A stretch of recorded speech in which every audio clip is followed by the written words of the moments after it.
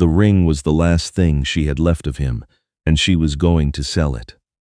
Ivy Colston held it between two fingers as the stagecoach rattled into Decker's Bluff, Montana, and she watched it catch the late afternoon light. A thin gold band with a small chip of turquoise that Warren had said matched her eyes. He had been wrong about that. Her eyes were gray. But she had never told him so, and now she never would. Warren Colston had been dead 11 months. He had left behind a mule with a bad leg, $43 in debts, and a rented room above the feed store in Billings that the landlord had very kindly allowed her to occupy for an additional 2 weeks after the funeral before he changed the lock. She had packed what fit in a single carpetbag. She had walked to the stage depot in the rain. The plan, such as it was, had come from a letter, the only letter she had received in the months since the funeral. It was from a woman named Mrs. Pearl Kaysen, her mother's oldest friend, who lived now in a town called Decker's Bluff, and who had written to say that if Ivy ever found herself without options, she was welcome to the spare room. Mrs. Kaysen had underlined welcome twice. Ivy had read the letter so many times that the crease had worn clean through. She had not written ahead to say she was coming. She had not been able to afford the time it would take for a reply. The stage stopped at the edge of a wide dirt street, and Ivy stepped down onto ground that was still soft from a recent rain. The town was small. A general store, a livery, a church with a bell that needed rehanging, a saloon with its curtains drawn, mountains in every direction, close enough that she could see the snow on the peaks, even in the warmth of September. The air smelled like pine and distance. She asked the station agent where she might find Mrs. Pearl Kaysen. He pulled his hat down against the wind. "Pearl Kaysen passed in July, ma'am," he said. "Heart," they said. "Very sudden." Ivy stood very still. "You a relation?" he asked. "No," she said. "Just someone who should have written sooner." She thanked him and walked away before he could offer anything further. There was a bench outside the general store, and she sat on it and set her carpetbag between her feet and looked at the ring in her palm for a long moment. Then she closed her fingers around it. She had $8.30, enough for a few nights somewhere, if somewhere would have her. She found a boarding house on the south end of the main street run by a widow named Mrs. Grable. A thin, precise woman who wore her hair pinned so tight it seemed to affect her expression. The room was $2 a week, and Mrs. Grable made clear she did not extend credit. Ivy paid for 1 week, which left her $6 and change, and she carried her bag up the narrow stairs and sat on the edge of the bed in the small room that smelled of cedar and old wallpaper and tried to think what to do next. What she needed was work. Not tomorrow, now. She had been in Decker's Bluff 4 days when she heard about the Fallow Creek Ranch. She heard it the way she heard most things, at the edge of a conversation she was not part of. She was in the general store pricing flour. She could not yet afford when 2 men came in talking about Chet Yarrow's place out on Fallow Creek, how Yarrow had finally let his housekeeper go after keeping her on too long out of pity, and how the house was in a state now, and nobody willing to drive out there on account of the man's reputation for being difficult. "Difficult how?" the storekeeper asked. "Quiet," the first man said. "Like talking to a fence post. Some folks can't stand it." Ivy set down the flour and turned around. "Excuse me," she said, "is this ranch hiring?" Both men looked at her the way men in small towns looked at women they didn't recognize, assessing. Not unkind, but not particularly careful either. The shorter of the two, a man with a sun-weathered face and a tobacco stain at the corner of his mouth, said, "Yarrow's not real sociable, ma'am. It's about 6 miles east. Hard road after a rain." "I'm not looking for sociable," Ivy said. "I'm looking for work." There was a pause. "I can write the directions down for you," the storekeeper said finally. She walked to the ranch the following morning. The road was not as hard as the man had implied, though her left boot had a seam beginning to split, and she felt it with every other step. 6 miles was 6 miles. She had walked farther. The land opened up as she came around a long curve of pine. A wide valley, with the creek running along its eastern edge, still silver in the morning light, and a cluster of buildings that had once been well kept and were now merely functional.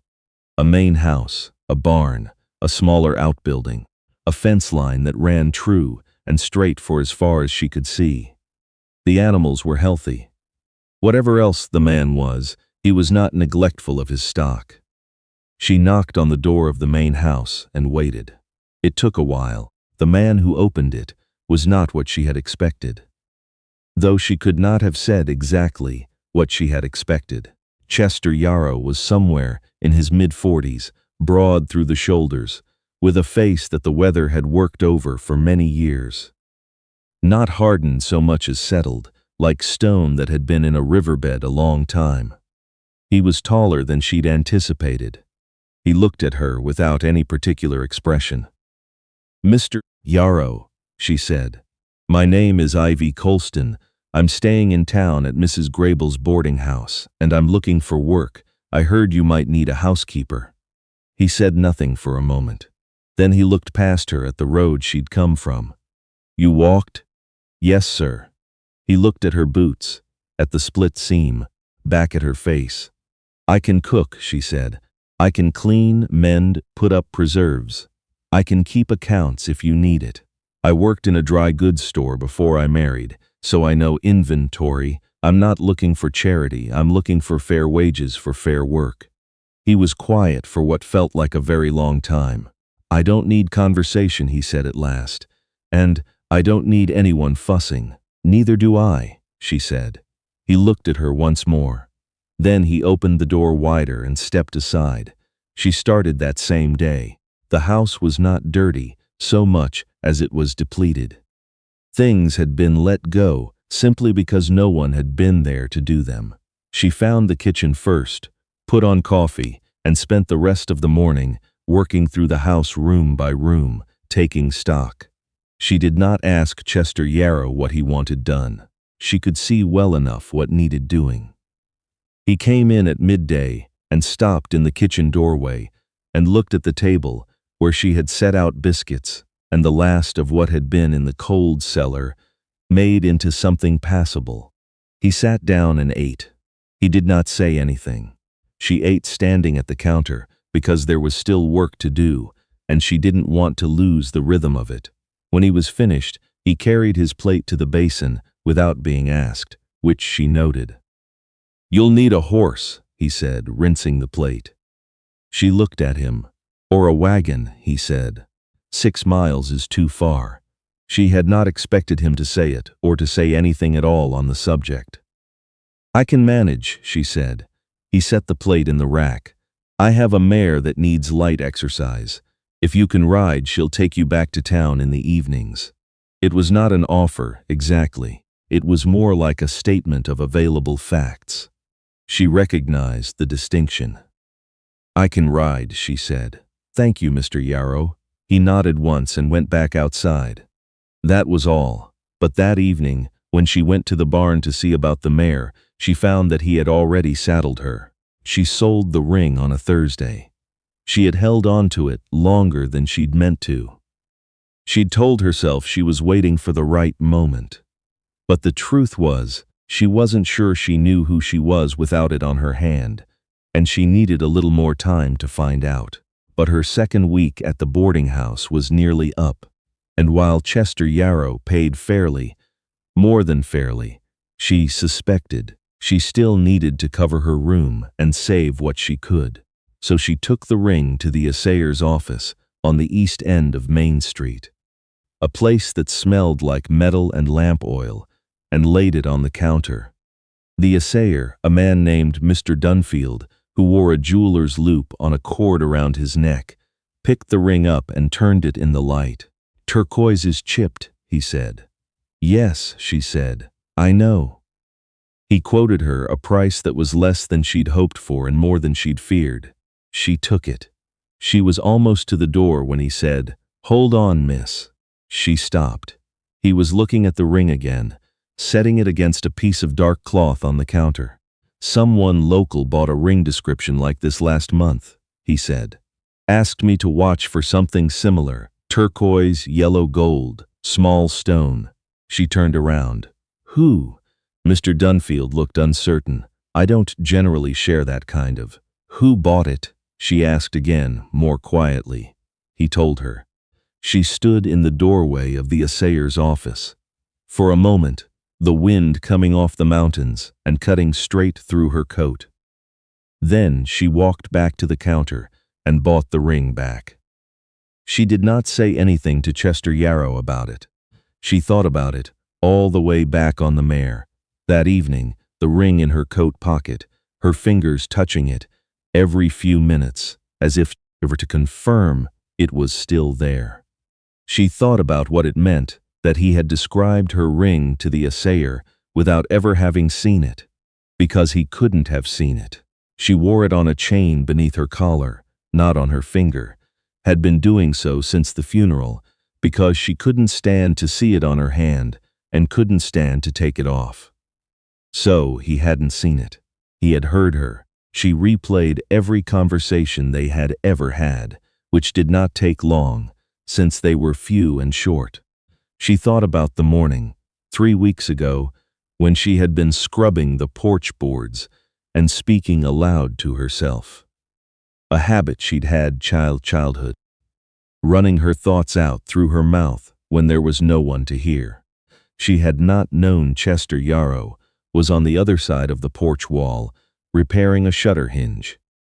She had been talking about Warren, about the ring, about how she was going to have to sell it, and how she didn't mind really. She just wished it had been worth more. For the turquoise to have been worth something. He had heard every word and never said so, and then he had gone to the assayer. She did not know what to do with that. She put the ring back on the chain and tucked it inside her collar and went about her work for 3 days, as if nothing had changed. In one sense, nothing had. Chester Yarrow was the same man he had always been, up before dawn, in from the fields at midday, back out until dark. He said what needed to be said, and left silences where other men put words. He never looked at her the way the men in the general store had looked at her. He looked at her the way he looked at his land, carefully, and as if he intended to keep her from harm. On the 3rd day, she was in the kitchen putting up the last of the apple preserves when she heard him come in from the barn, earlier than usual. She didn't turn around. "Mr. Yarrow," she said, watching the jars in the pot. "I went to the assayer's office last Thursday." Silence. "Mr. Dunfield told me someone had been asking after a ring matching the description of mine." The silence continued, but it had changed texture. "I bought it back," she said. "The ring. I bought it back, and I don't entirely know why, except that it seemed." She stopped.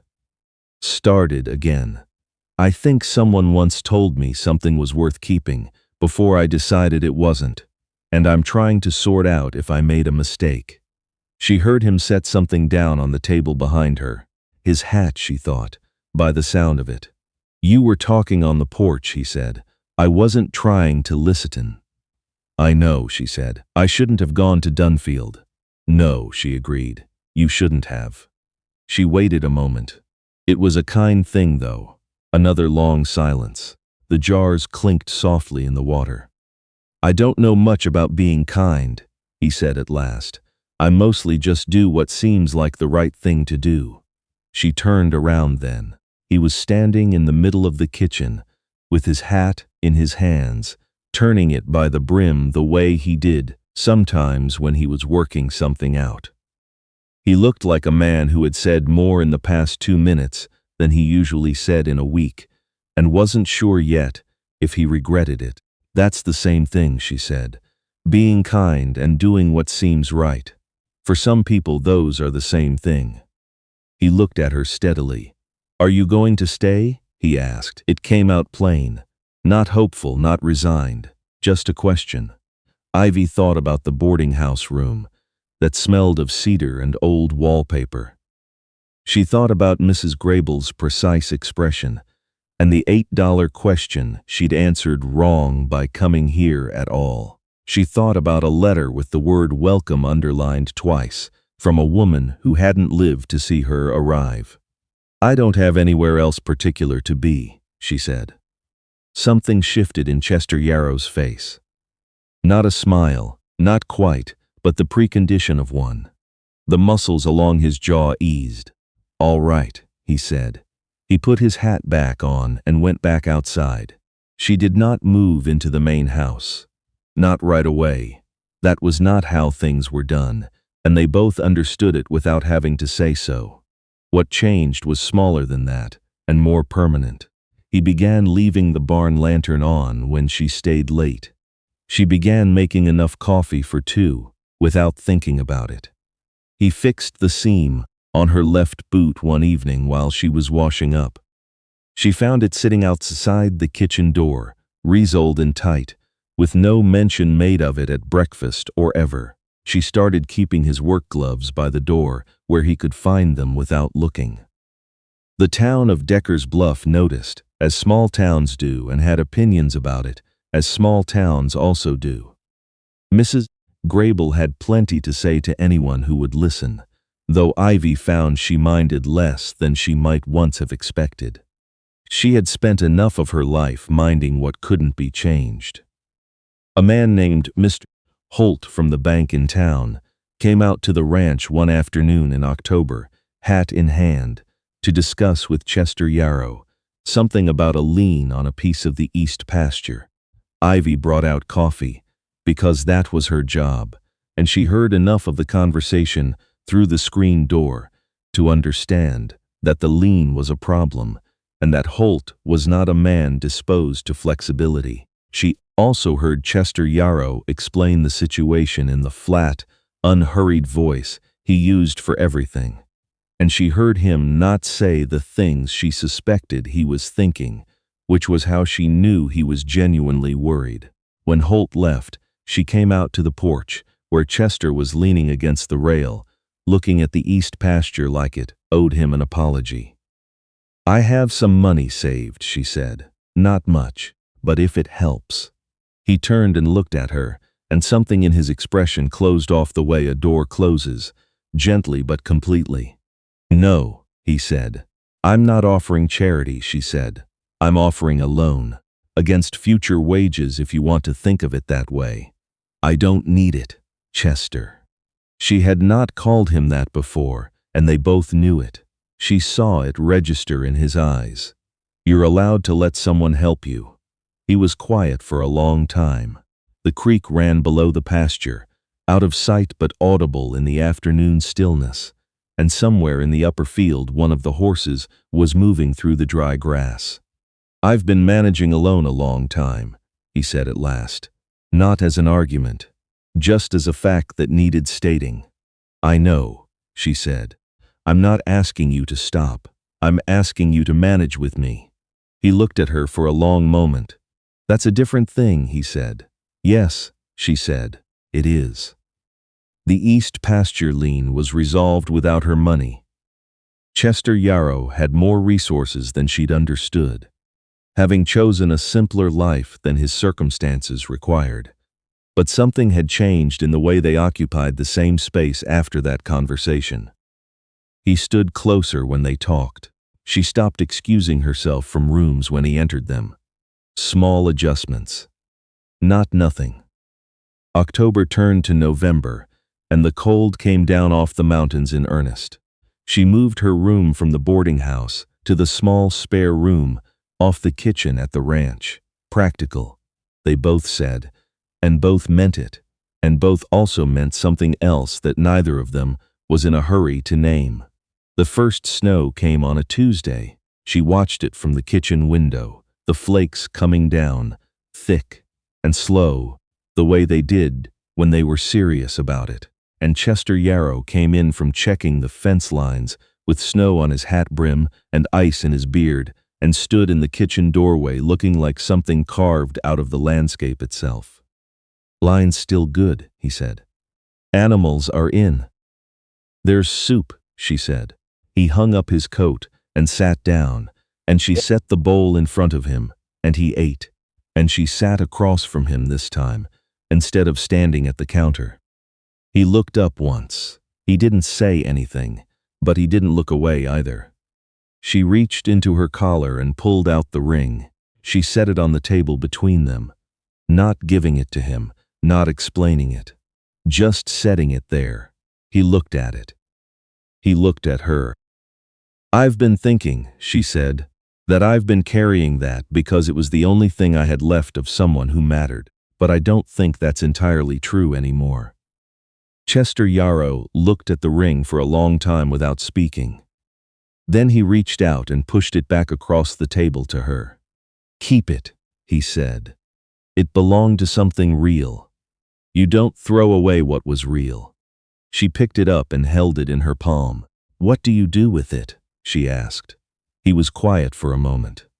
When he spoke, his voice was the same as it always was, level, careful, undecorated. "You put it somewhere you can see it," he said, "and you make room for the next thing." She closed her fingers around the ring. Outside the window, the snow was still falling, straight and quiet, the way serious things often are. In the spring, Chester Yarrow asked her to marry him. He did it the way he did most things, plainly, without ceremony, in the middle of something ordinary. They were walking the fence line along the south pasture, checking for winter damage, and he stopped at a post that had heaved with the frost and needed resetting. And he looked at it for a moment, and then he looked at her.